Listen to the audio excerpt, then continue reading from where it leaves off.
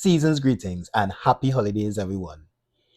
For those of you who have been using PixInsight for quite some time now would know that more or less it initially came with the screen transfer function and the histogram transformation as its only form of stretching. But of course, over the years, PixInsight would have evolved where developers can now add their particular tools and scripts that allows each user to stretch their images in so many different ways. Some of them include, but are not limited to, easy soft stretch, generalized hyperbolic stretch, and in recent times, SETI Astro would have created one called statistical stretch. But now, in December, things have taken a drastic change for the better. Now we have more or less one-click stretches that does or stretches the images more or less exactly to how you need it. Two of them now are the Veralux Hypermetric Stretch, also known as VHMS, in which I would have done a video recently. And just today, as of this time of the recording, PixInsight came out with a similar version, which they call Multiscale Adaptive Stretch. And what we're going to do now, I'm going to use two of those latest software and do some testing, and we're going to get some examples to see the results, and you can compare which one you like and which one you prefer to use moving forward. So it's going to be a battle of the stretches. My name is Shoin Kashi, and you're watching Astro Island.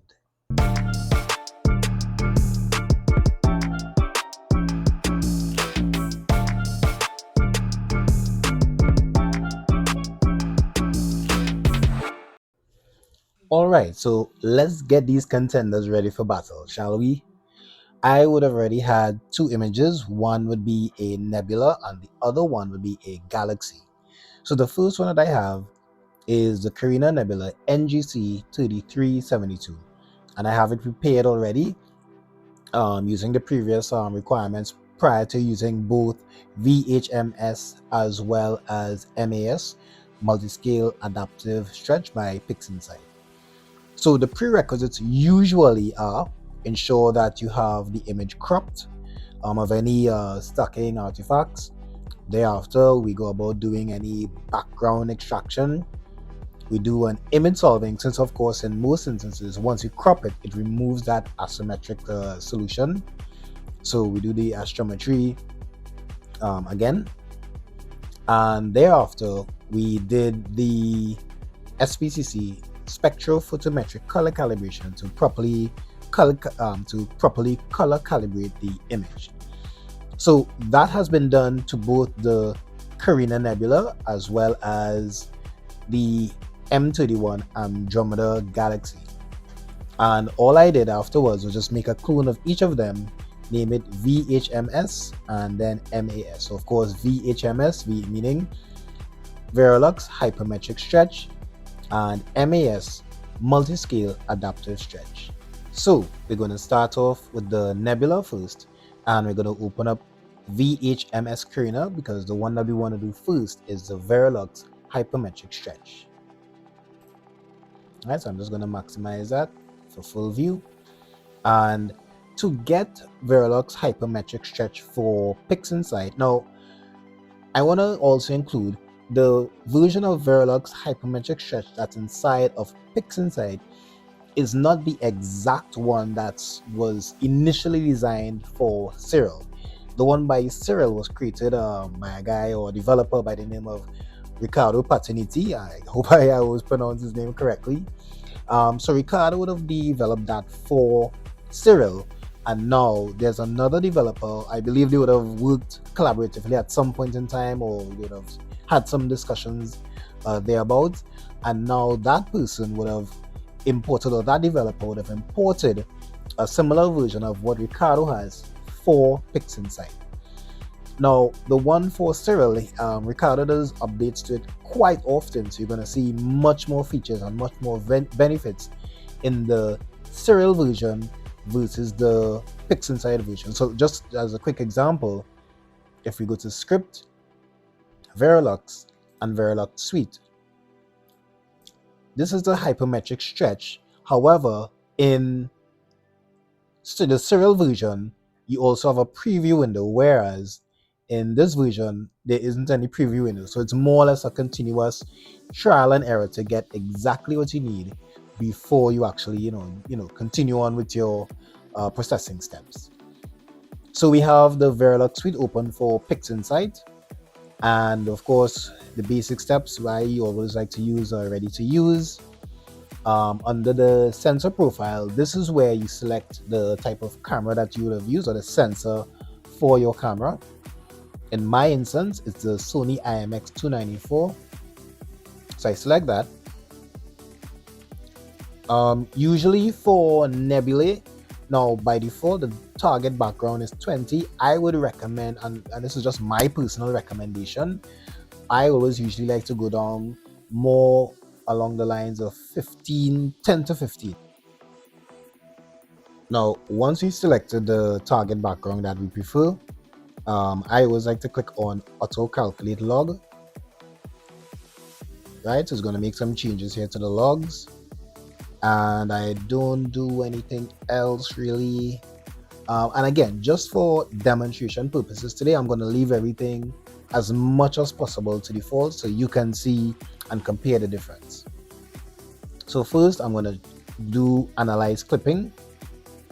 So in doing that, we'll be able to detect if any of the image is being clipped by the settings that I would have applied. So we click on it, and it shows that there's a 0.4% clip.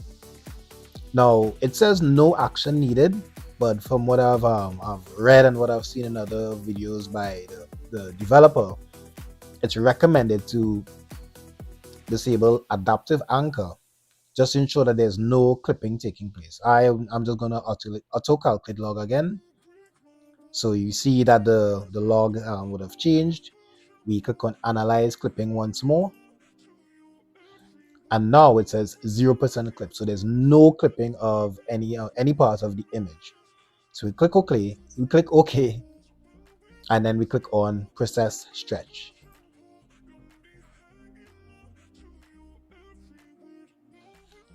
The image has been stretched based on the settings we've applied, and as you can see, if I don't like the results, I have to go all the way back and do everything again. So let's just show you as an example. Everything goes back to default. So it's really it's a bit annoying having to do this every single time, especially if you want to tweak bit by bit to get the results that you need. So it'd be really cool if the developer of this version could include a preview window, and of course maybe some way of leaving everything at the default settings, possibly. Let's see what happens. But anyway, the image has been stretched, and one of the things that have been revolutionary about the Veralux Hypermetric Stretch is that you can now stretch your images with the stars included. So usually before, with some of the other scripts and programs, when you stretch your image, many times the stars, if the stars have been included, the stars get a bit blown out. But let's zoom in and see how they look. See, and I think they look pretty good. It's not been stretched, they are not blown out. All right, more or less it's the same. Let me just go back to the original. So let me just do a comparison. Let's get this one maximized to the similar size, line them up. Yeah, and we can see the stars have not been blown out. They have not been overly stretched. Let's try to maximize. Let's say maybe on this star.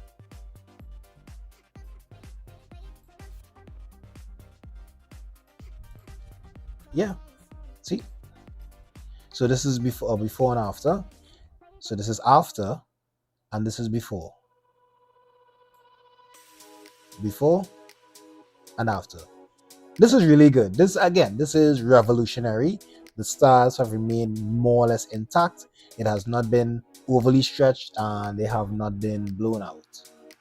So kudos to Ricardo, and maybe I'm not sure if he has a team, but kudos to Ricardo. And if he has a team, on doing an excellent job with Veralux Hypermetric Stretch. Let's now switch over to the Multiscale Adaptive Stretch for PixInsight using the same image. Now, we would have just discussed the Veralux Hypermetric Stretch, and in order to get this new script, we need to go to Resources, Updates, and Manage Repositories. And this is the one that I used.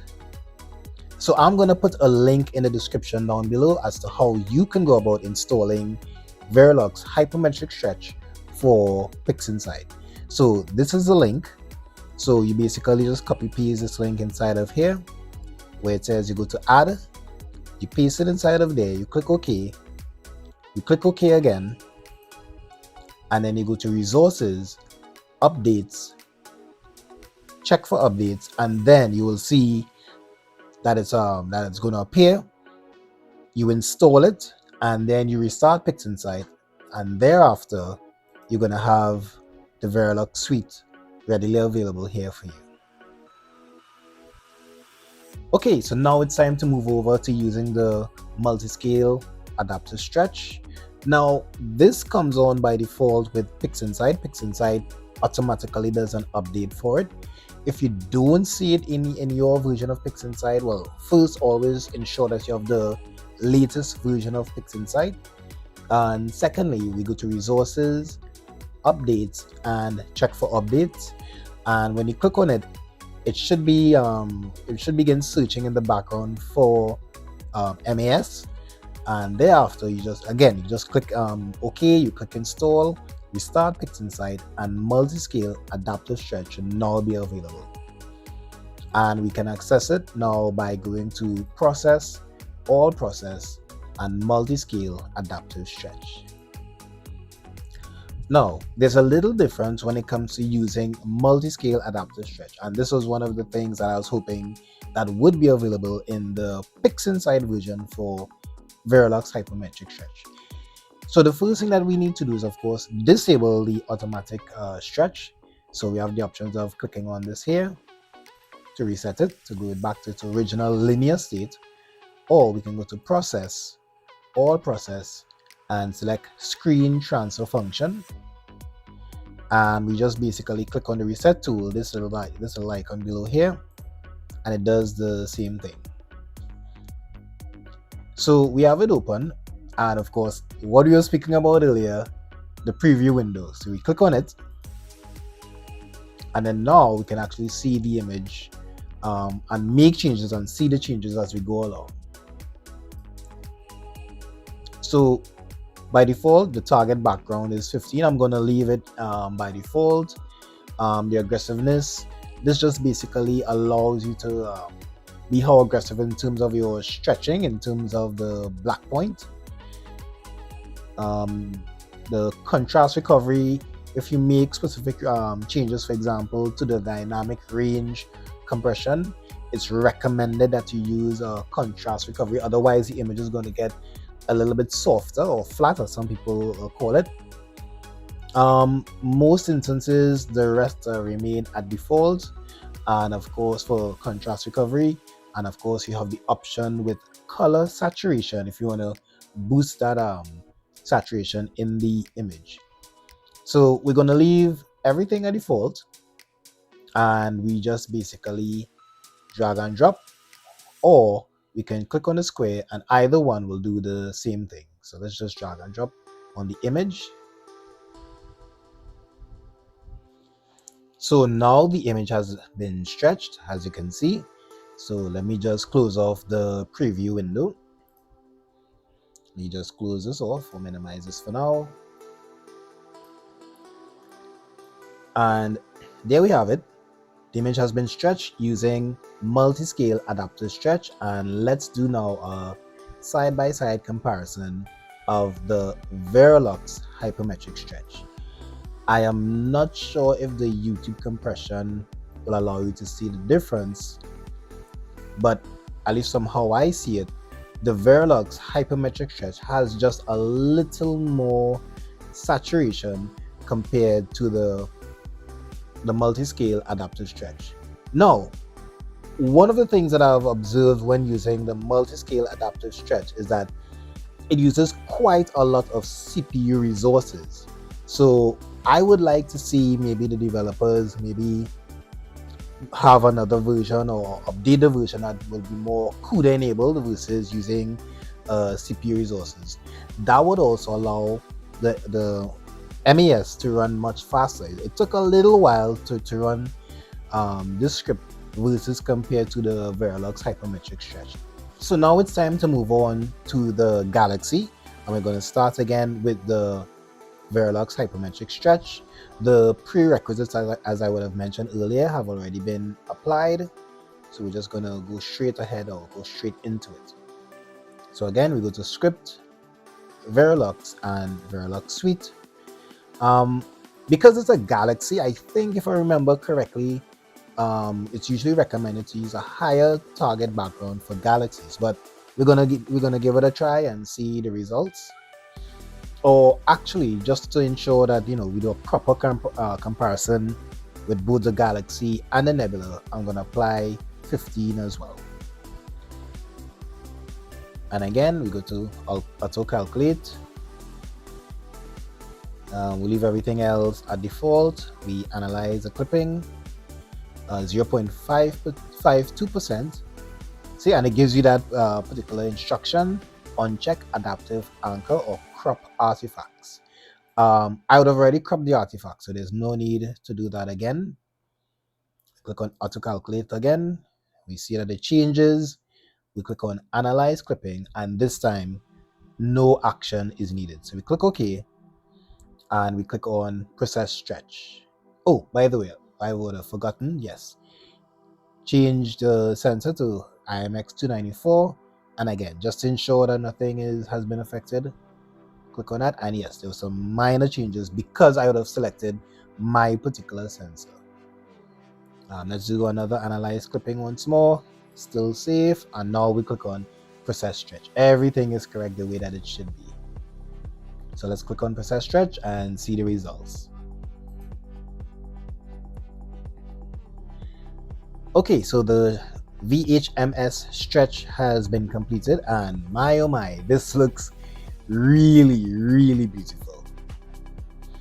And I've really heard and I've really seen in some of the forums that VHMS works better, and again, that's their opinion, it works better with galaxies versus nebulae. I really love how the stars look. I really love how the galaxy, the core has not been blown out. The stars are just absolutely beautiful. The details are nice and vivid and sharp, and just the right amount of stretch. So I like this, but of course you have to be fair. Let's now compare it to multiscale adaptive stretch. So let's just minimize this for now. I'm gonna just put this to the side, and we're gonna open up the clone version that has the exact prerequisites. We're going to open up multiscale adaptive stretch. Everything as before, everything would have been left at default.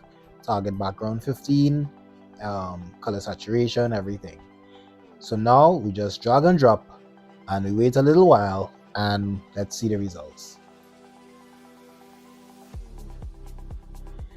Okay, so the VHMS, the multiscale adaptive stretch has been completed, and this time we see everything as white.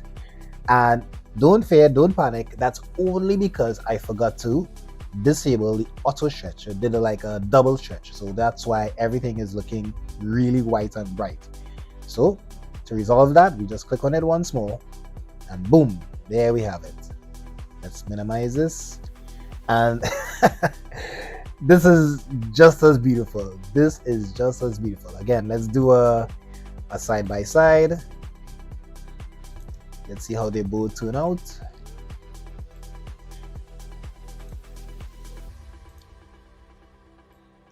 Let's bring this across here. Let's see if we can maybe get the same size. Yeah, so they're both the same size right now. So again, I'm not sure if YouTube is compressing any of the information. Let's zoom in a little more. The stars, let me see, they look a little purplish here. Let's bring it across here. Yeah, they more or less look the same. I'm observing, and again, I'm not sure if you can see it in YouTube, but there's a little less noise in multiscale adaptive stretch. But let me try to go in as close as possible, and let me run it side by side. Again, I'm not sure if you can see it, but there's much less noise using multiscale adaptive stretch versus Veralux Hypermetric Stretch. But yeah, overall, these two programs, wow. It's a really tough decision to decide which one is the winner. So guess what? I'm gonna let you guys decide who's the winner. Drop some comments down below. All I wanna see my comment section blowing up today. I wanna see VHMS or MAS. That's all I wanna see coming down in the comments. Drop some comments. Let me see which one you prefer. Give it a try. Install it on PixInsight. Install it. Both programs, VHMS and MAS. Try them out with your images and let me know what you think in the comments down below. So of course, if you enjoyed what I just did, don't forget to like the video, subscribe to the channel, and you can get notifications of anytime I release new videos of astronomy, astrophotography, and many of these other tutorials that will help you learn and grow together. So of course, I always close off by saying, it's not the size of a telescope that counts, it's how you use it. Bye for now, everyone. All the best for the new year. Thank you to each and every one of you for your support. I really, truly, and sincerely appreciate it. You guys are rock stars. You've made the channel blow up so rapidly, so tremendously. Keep liking the videos. Keep subscribing. Keep recommending Astro Island to each and every one of your friends. It really means a lot. And I truly and sincerely appreciate each and every one of you.